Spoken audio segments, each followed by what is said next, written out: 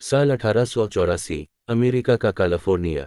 यहाँ एक अजीब और रहस्यमयी हवेली बनाई जा रही थी, विंचेस्टर मिस्ट्री हाउस। इस हवेली की मालकिन थीं सारा विंचेस्टर, जो मशहूर विंचेस्टर राइफल कंपनी के मालिक की विधवा थीं। सारा का मानना था कि उनके पति और बच्चे की मौत का कारण उन निर्दोष लोगों की आत्माएं थीं, जिन्हें विंचेस्टर बंदूकों से मारा गया था।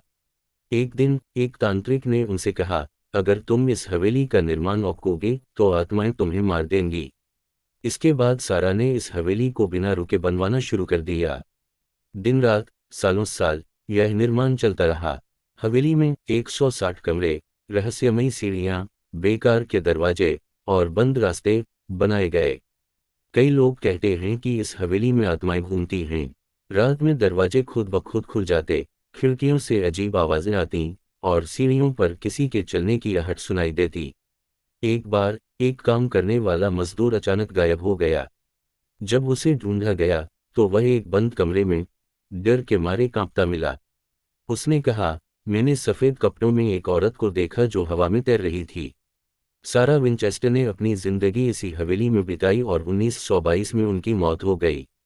कहते हैं कि उनके मरने के बाद भी यह हवेली भूतों का बसेरा बनी रही। आज यह हवेली एक पर्यटक स्थल बन चुकी है, लेकिन कई लोग अब भी कहते हैं कि यहाँ जाने वालों को अजीब आवाजें सुनाई देती हैं और कुछ को तो रात में साया भी दिखता है। क्या यह हवेली सच में भूतिया है या फिर यह केवल दिमाग का भ्रम? यह रहस्य अब भी बना हुआ है। क्या आप इस हवेली में एक रात बिता सकते हैं?